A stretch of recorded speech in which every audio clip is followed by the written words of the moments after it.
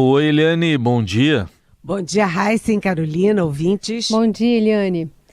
Bom, o que deve sair dessa reunião de líderes hoje, conduzida pelo presidente da Câmara, Arthur Lira, depois daquele quiprocó, né, de dias atrás, envolvendo Alexandre Padilha, articulação do governo e troca de farpas ali entre os dois, pensando também nesse clima de confronto, né, que teremos mais à frente com pautas muito de interesse do governo.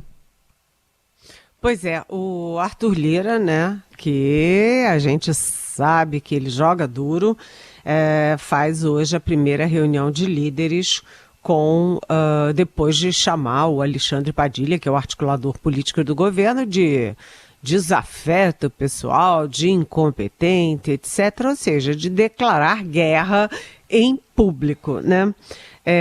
A expectativa no Congresso é de que o foco da reunião de hoje seja o Ministério da Saúde. Por quê? Bem, primeiro porque o Ministério da Saúde é o maior orçamento da República, né? O Ministério da Saúde tem muito dinheiro, muita ramificação, muito poder político. Segundo, porque o Centrão sempre esteve de olho nesse ministério, sempre quis a vaga da ministra Nízia Trindade, que não é uma política, é uma técnica, era presidente da Fiocruz, enfim, e aí o Centrão disse, opa, ministério com muita verba e ministra sem traquejo político. É um alvo fácil para o Centrão. E terceiro, por uma questão assim, vamos dizer assim, mais disfarçada, mais debaixo dos panos, que é o seguinte, quem tem muita força no Ministério da Saúde é Alexandre Padilha, o adversário, inimigo do Arthur Lira. Então, é possível que a Nízia Trindade, que hoje já está depondo lá no Senado Federal para falar da pasta, falar do que está sendo feito, distribuição de recursos, etc., seja também convocada pelos líderes para falar na Câmara especificamente sobre a distribuição de recursos para estados e municípios. Ela que é do Rio de Janeiro, ela que é mãe de um prefeito de uma pequena cidade no Rio de Janeiro, e ela que vem sendo acusada de mandar mais dinheiro para a cidade do filho, onde o filho é prefeito. Mas isso tudo é parte da guerra do Centrão contra o governo e, particularmente, contra o Ministério da Saúde e o Alexandre Padilha. Então, essa reunião de hoje do Arthur Lira com os líderes vai ser do balacobaco, viu, gente? Vai ter recado para tudo quanto é lado e muito foco no Ministério da Saúde. Além disso, é isso que você diz, Carolina. A gente está tendo muita dificuldade na economia esse ano e muita coisa depende do Congresso Nacional. Como que o Arthur Lira, acuado, às vésperas de deixar a presidência da Câmara, vai se comportar diante dessa pauta econômica. Tudo isso pode ficar um pouquinho mais claro nessa reunião do Lira com os líderes. Você falou aí sobre o Padilha, né, a relação da saúde, inclusive médico, né, ex-ministro da Saúde. Então está bem por dentro ali de todas as minúcias da pasta. Sabe por quê? É isso que você disse, ele é médico, ele já foi ministro da Saúde e mais, ele foi um dos grandes padrinhos, dos principais padrinhos da escolha da Nízia Trindade. Então ele tem muita influência, ele indica a gente, ele acompanha, ele sabe o que está acontecendo lá dentro.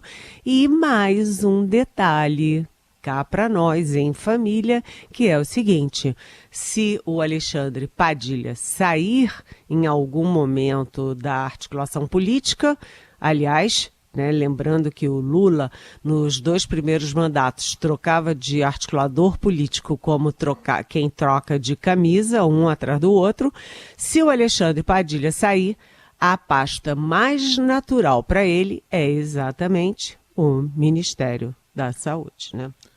Muito bem. Eliane, outro assunto aí que está na pauta do dia hoje, o Senado pode votar a PEC que criminaliza a posse, também o porte de qualquer quantidade de drogas. E isso aí já foi aprovado na Comissão de Constituição e Justiça da Casa já faz um mês.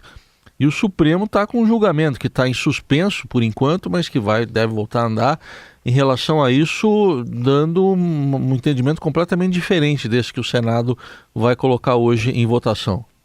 Pois exatamente. O Senado, ele hoje vai analisar essa PEC das drogas. Primeiro, é o último dia de discussão da PEC, porque você sabe que antes da votação tem uma série de sessões de discussão. Hoje é o último dia, é a última sessão de discussão e há possibilidade de que depois da discussão comece a votação ainda hoje no plenário do Senado. E essa questão das drogas, que divide muito a sociedade, divide muitos especialistas, divide também cara a cara o Senado Federal e o Supremo Tribunal Federal, porque o Supremo Tribunal Federal já tem 5 votos, ou seja, falta um dos 11, são 11 votos, portanto, com 6 votos já está decidida a questão, falta um voto para descriminalizar pequenas quantidades de drogas, particularmente da maconha. O que o Supremo está julgando com isso? Está dizendo o seguinte: é preciso distinguir o usuário de pequenas drogas, né, de pequenas quantidades, o usuário do traficante, porque o traficante é, sim, o grande fator nefasto para a sociedade brasileira. E não adianta você botar um menino que fuma maconha na cadeia junto com o traficante, porque há uma grande chance dele sair da cadeia exatamente como traficante. Né? Claro que não 100%, mas que há uma possibilidade. Já a PEC, que está sendo votada no Senado Federal, ela diz o seguinte: não interessa se o cidadão ou a cidadã for pego pela polícia com pequena quantidade ou com muita quantidade, eles têm que ser tratados da mesma forma. Qualquer quantidade caracteriza crime, põe na cadeia. Então, tem aí uma questão que envolve diretamente a sociedade, diretamente uma questão social, portanto, mas também por trás está a guerra política, a guerra de poder entre o judiciário e o legislativo, particularmente entre o Supremo e o Senado Federal. Muito bem. Eliane Cantanhede vai seguir conosco aqui no Jornal Eldorado, também com os dados que saíram agorinha do boletim do relatório Focus. Os analistas do mercado financeiro reduziram a expectativa de inflação para 2024, ao mesmo tempo em que também passaram a projetar um crescimento maior da economia no período. Para a inflação de 2024, os analistas baixaram a expectativa de 3,76% para 3,71%. A redução aconteceu após o bom resultado do IPCA de março, que desacelerou para 0,16%. E com isso, a expectativa para a inflação de 2024 se mantém abaixo do teto da meta. Para o crescimento do PIB neste ano, a projeção subiu de 1,90% para 1,95%. Foi a 9ª alta seguida nesse indicador. E para o ano que vem, a previsão de alta do PIB ficou estável em 2%. Os economistas mantiveram as estimativas para a taxa básica de juros da economia brasileira para o final deste ano e o de 2025. Atualmente, a Selic está em 10,75% ao ano, após 6 reduções seguidas promovidas pelo Banco Central. E para o fechamento do ano, a projeção do mercado para o juro básico subiu de 9% para 9,13% ao ano. Nesse panorama, Eliane, a gente tem o governo enviando lá ao Legislativo um projeto de lei de diretrizes orçamentárias propondo redução nas metas fiscais dos próximos anos. Uma pauta bastante difícil, né, para o governo lidar. Você estava falando aqui agora há pouco sobre o Congresso e o humor desse Congresso para diversas pautas do governo, com risco de vetos ainda nessa semana. Queria te ouvir sobre como cai essas mudanças no arcabouço fiscal e das contas públicas, né, que prevê, não prevê um corte de gastos, né, para equilibrar tudo aí. O mais impressionante é como o Fernando Haddad foi do céu ao inferno muito rapidamente, né? Porque 2023 deu tudo certo, ele articulou muito bem, ele se articulava bem com o presidente do Banco Central, o Roberto Campos Neto, com o presidente da Câmara, Arthur Lira, o presidente do Senado, o Rodrigo Pacheco, com o Congresso, com a mídia, e deu tudo certo, e o grande troféu foi a reforma tributária. Mas a gente está em meados de abril de 2024 e o que aconteceu na economia? Nada até agora. 2024 ainda não começou. E começou ontem, aliás, com a má notícia, né? O arcabouço fiscal já está virando aí um queijo suíço cheio de furos. Então, o superávit previsto para 2025 já não é mais superávit, já virou déficit zero, se conseguirem cumprir.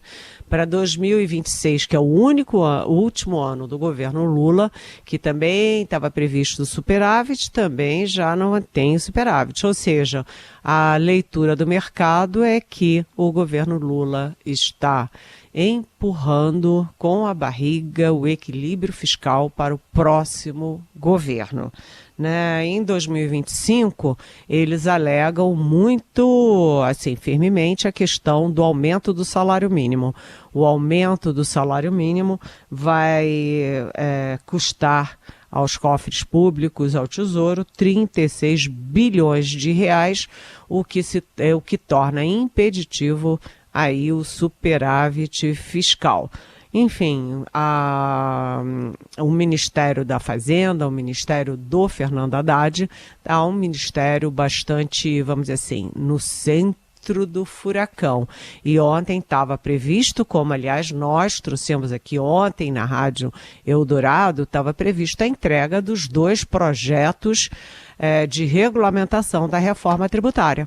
E também não vieram, ou seja, a regulamentação da reforma está muito atrasada, e isso tanto o Haddad reconhece quanto o Arthur Lira reconhece.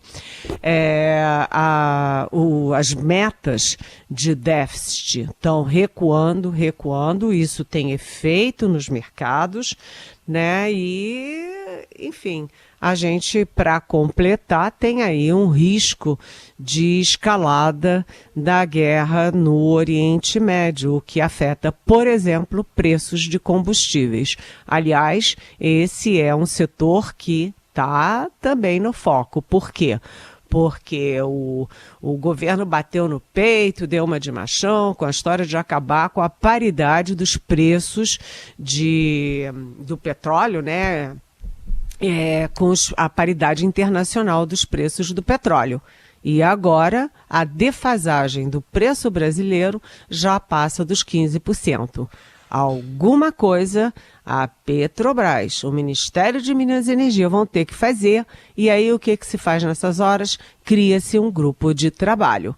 Mas tudo isso, claro, que impacta na questão fiscal, no equilíbrio das contas públicas, e o Fernando Haddad entrou com o pé direito, com o pé direito não, né?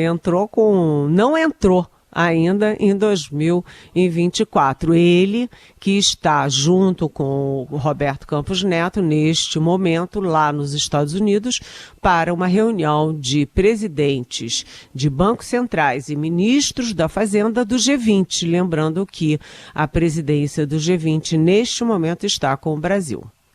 Aliás, nesse encontro, Eliane, estava até vendo a agenda dos dois, é uma reunião de primavera, né? Porque é primavera no hemisfério norte, do FMI do Banco Mundial. Hoje, por exemplo, tem reforma tributária na pauta, mas é uma discussão sobre a tributação internacional, tributação global. Mas aqui a reforma não andou, pelo menos do ponto de vista da regulamentação. O que dá para esperar dessa agenda lá nos Estados Unidos dos dois, do Campos Neto e do Haddad?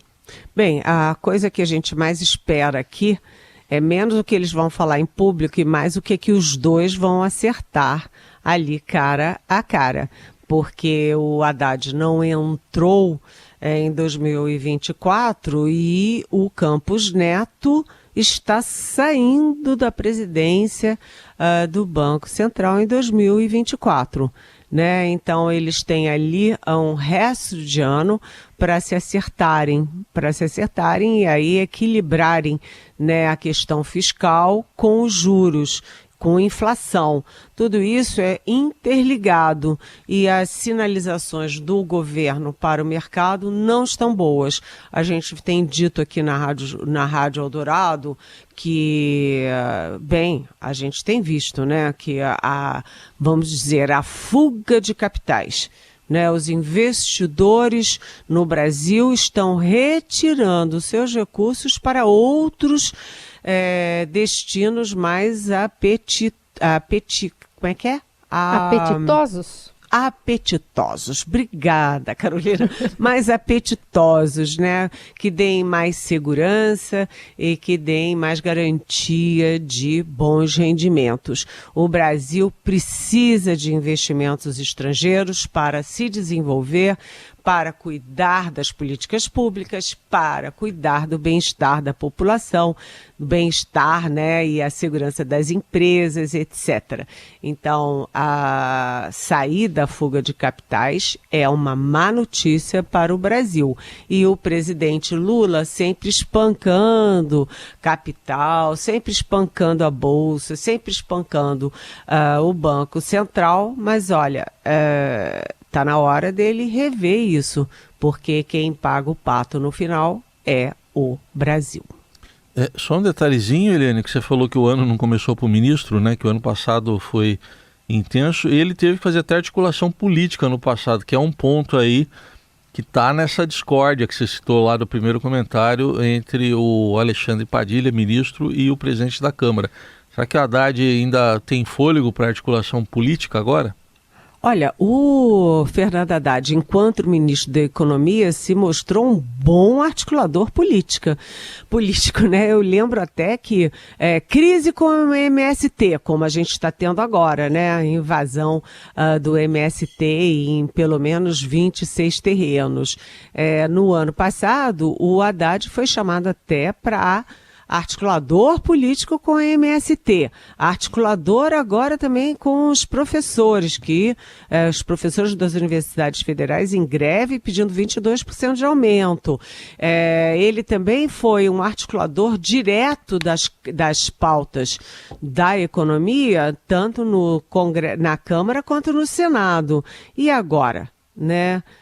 Qual é o fôlego que o Haddad tem, porque o Haddad foi atacado pelo PT, né? O Lula vira e mexe, tira o tapete dele, e com esse resultado ruim, esse recuo nas contas públicas, na questão fiscal, o Haddad pode perder energia e força também no mundo financeiro, no mundo econômico. Enfim, a situação é delicada com o seguinte detalhe: se o Lula não percebeu, está na hora de perceber que o governo dele depende intensamente, diretamente do desempenho da economia.